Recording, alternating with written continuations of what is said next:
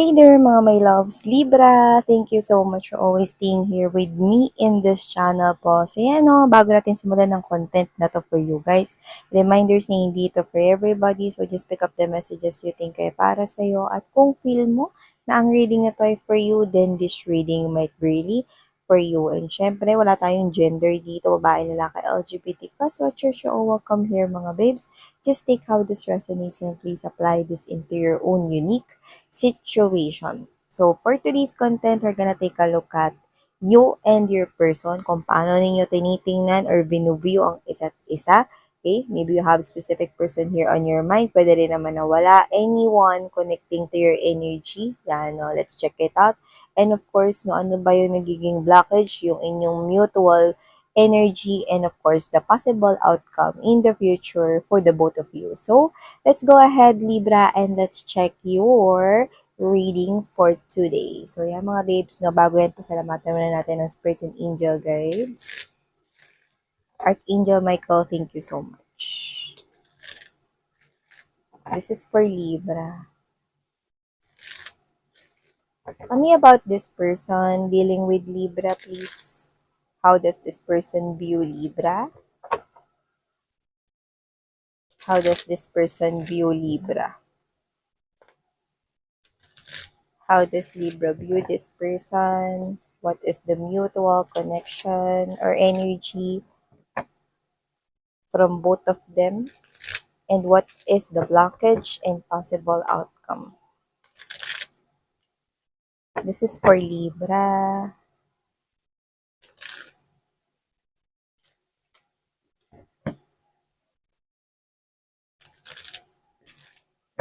Okay, so let's go ahead, Libra, at tingnan na natin no, kung ano bang meron dito for you guys. So, Libra, this person is viewing you as the Three of Cups energy right here. Okay? So, this person could be viewing you sa iba, no? Pwedeng friends, no? Na pero meron ditong namumuo na pwedeng nagsisimula pa lang to for others of you. Or this person here is viewing you as a companion, gumaganda ang inyong connection. No, tingnan natin, no? Kung ito bang friendship na ito or ito bang nararamdaman niya sa'yo ay magbo-bloom to something beautiful right here. Pero ngayon, nakikita ko nag-e-enjoy siya, no? Sa yung company. Ibig sabihin, masaya siya, no, when you were together, no? Masaya siya kapag kausap ka niya, masaya siya mga babes na nakikita ka niya palagi, no? Masaya siya rito na nagkakaroon kayo rito ng connection, no? Pag nag-usap kayo, masaya siya, no? Nakikita ko rito na itong person na to, no, is nakikita ka niya as someone who is a supporter. Maaring pinapalakas mo yung loob niya, maaaring binibigyan mo siya ng mga compliments, no, or maaaring ikaw to, nakasuporta ka sa lahat ng ginagawa niya, just like a friend, 'di ba? So whatever the case may be, I'm seeing this person here, okay, seeing you as someone, no, in a very good light. Yan, no, tingnan natin kung saan papunta tong connection niya. Pero sa nakukuha ko ngayon, no, masaya siya kapag nandyan ka. No?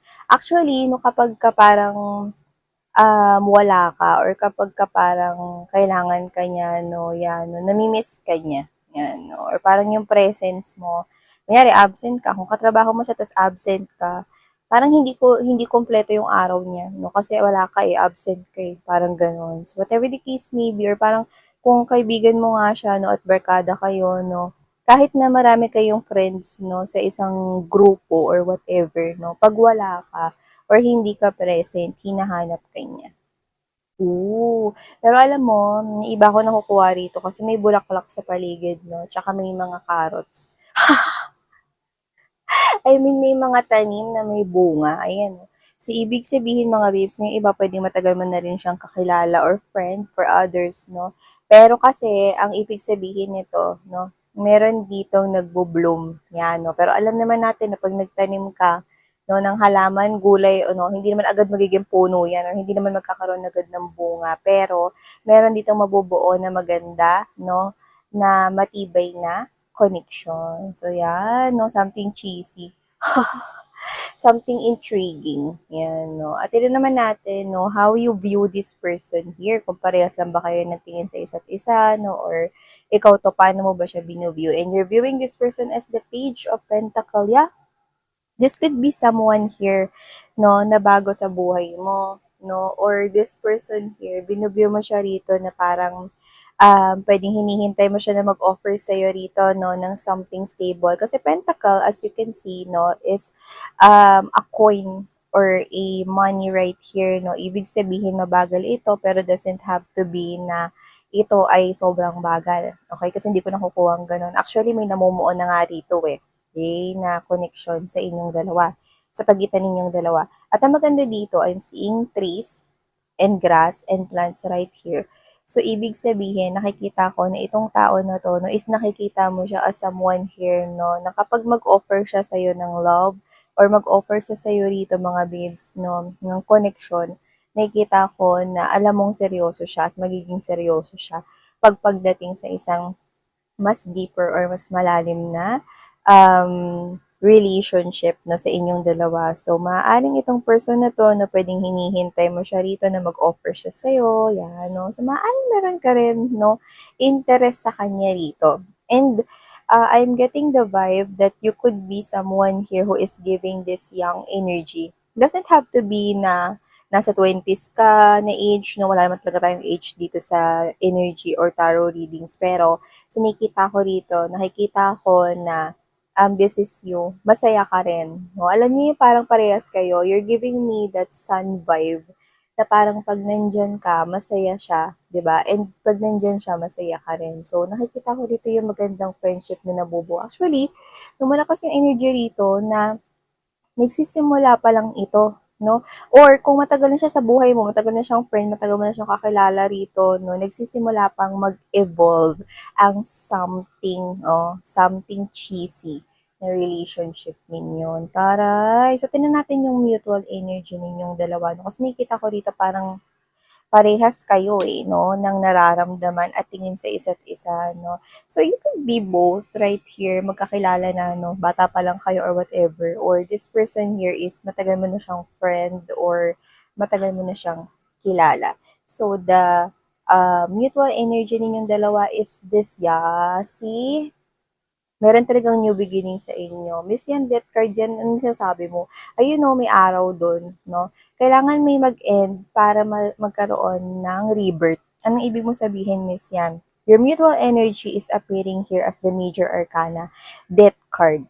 Okay? So, nakikita ko rito, no, ang mutual energy ninyo, parehas ninyong gustong magkaroon rito ng something new pag-evolve ng connection. So, ibig sabihin, kung friends kayo, kailangan matapos yung friendship na yan para maging kayo ay lovers. Ganun yun. So, whatever the case may be, parehas ninyong gusto, no, na magkaroon ng mas malalim na connection sa isa't isa at magkaroon rito ng new beginning, which is yun na nga, 'di ba? Kailangan hindi kayo maging friends na, kundi mag-evolve na into labidabis. Or into more than friends. Yan, no? Into lovers right here. Yan, no? Hindi naman lahat ng death card energies, no, ay may araw dun. Okay? To be clear, no? Ito, mga babes, na may araw dun, so ibig sabihin, malaki yung potential na itong connection ninyo as lovers ay mag-grow. So, nakikita ko, no, a confession coming in. Yeah, kahit hindi pa tayo rito bumubunot or kahit na whatever, no, I'm getting this kind of energy na nagja-jive kasi kayo. You are both embodying this type of energy that you are happy together, no? At may potential talaga tong mag-grow kasi nakikita ko kayong magtutulungan. Maganda talaga na nagsisimula kayo as friends. Mas nakikilala niyo yung isa't isa. Mas nagkakaroon dito ng namumuo, no? Na hindi sama ng panahon. Kundi isang sunny at happy weather. At kung dumaan man kayo sa isang stormy days, no, or bagyo, nakikita ko na kayo ay magiging magkaagapay at magkasangga pa rin. Yeah. Alam mo, mag-e-end, oo, ang connection na to once this confession happens, no, between the both of you. Kaya kapag may nauna, no, at kailangan may mauna para mabuksan, no, ang panibagong daan para sa inyong dalawa. So, tingnan natin, ano ba nagiging blockage dito? Okay? Ano ba yung nagiging blockage dito sa inyong connection? Bakit hindi pa to mag-start as labidabis? Or ba't hindi pa kayo pwedeng mag-start, no, as, okay, magjowa, boyfriend, girlfriend, or whatever, no? So, let's see. The blockage has something to do with this Six of Wands. Oh! So, it has something to do. with this kind of victory over a long battle. So, maaaring matagal mo na nga siyang kilala, no? Pero with the Six of Wands energy, no? Either um, ang blockage na to has something to do with both of your stability. Okay, pwedeng handa na ba kayo, ready na ba kayo to have this type of relationship, okay, na parang maging, alam mo yun, yung confidence na parang okay na ba ako to settle down? Parang, okay na ba ako dito sa work ko? Okay na ba ako dito sa trabaho ko? Okay na ba ako dito sa kinikita ko? Okay na ba ako sa business ko para magkaroon ako ng isang partner? Yan, no? Parang ikaw to na gusto mo kasi maayos yung stability mo eh. Okay? Gusto mo kasi no, maayos mo na may permanente kang trabaho, maging stable. Hindi ko naman nakikita na magiging at ang ito, hindi ko nakikita na mag-aasawa na kayo niyan or whatever, no? So, pero nakukuha ko dito yung energy na pwede kayong mag-live-in or whatever, no? For others of you. Doesn't have to be for all of you, no? Nakuha natin kaya binanggit din natin. Okay? Pero dito nakikita ko na parang gusto mo muna ritong may ma-achieve or may iniintay ka muna ditong ma-promote or may magbabago muna sa stability mo, sa pera mo yung tinutukoy natin, sa trabaho mo, sa business mo, bago ka mag-drive dito. At saka you're also considering right here, no? Ano ba yun yung tingin ng family mo sa kanya or yung mga friends mo, no, nakasuporta sila sa'yo, yan, no, parang marami kang tinitingnan rito, no, pero alam mo, nakikita ko rito na gusto mo ng success at tagumpay, parehas kayo, gusto niyo ng success at tagumpay dito sa connection na to dahil merong new beginning at merong rebirth, no, sa pagitan ninyong dalawa. Kailangan nyo nga lang maging confident kasi alam mo, yan, no, kung papansin mo, no, ikaw yung nakaupo dyan, no, sa kabayo, no, at meron dito mga taong nag-cheer sa'yo. So, whatever the case may be, kailangan mo muna rito iangat yung sarili mo, yung confidence mo. Kasi kailangan yung confidence para manalo ka sa isang battle. 'Di ba? At ito ay all about here battle of life. So, maganda kasi parang ayaw mo siyang i-drag dito no, sa mundo mo kung hindi ka pa talaga feeling stable. So, pwede may naantay ka pa, no? Or ikaw to na bukod sa inaantay mo na success or achievement sa kaperahan, no, pwedeng inaantay mo rin na mabuo yung confidence mo. Na kailangan kasi dito mga babes na parang yung confidence mo rito yung parang magiging, actually pares kayo. Yung confidence yung dalawa yung dapat maging daan dito no, para magsimula tong confession na to. And let's see, no, ano ba yung mangyayari in the near future, yung outcome nitong connection na to. Okay? Ito bang confession na to will happen or pwedeng maudlot ba to or whatever. Let's see. So the final outcome would be the, see, Three of Coins energy, partnership. Okay? Partnership together at the bottom of the deck, we have here the Ace of Swords. See, the communication. This is my adult communication. This is the truth. Revealing, okay, what's inside of your heart. No true words. Yeah, no true words. Okay, this is communication. This is a big adult communication. Let's partner up together. So, in the near future, sabi ko sa inyo eh, we're talking about that confession. It's big. Ayan no, Ace of Swords, no? Truth will be revealed right here. And parang may sumisilip dun. Chariot. Ayan no, Chariot. So whatever the case may be, I'm seeing na tuloy-tuloy to, no?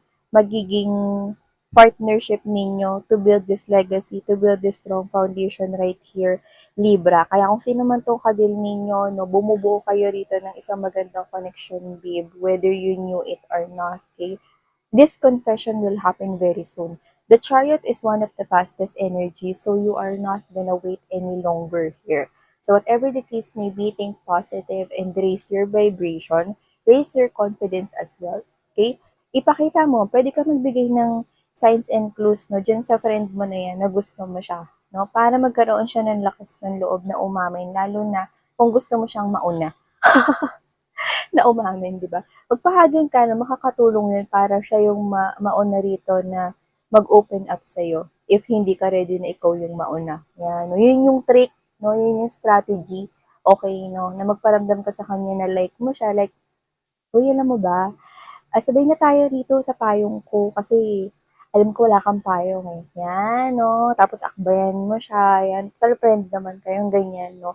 Magpahaging ka sa kanya magparamdam kang gusto mo siya. Para lumakas yung loob niya. Yan, no? Especially if you're dealing here with someone na medyo mahiyain or what. No? Doesn't have to be na mahiyain siya. Example lang yun. Okay? Raise mo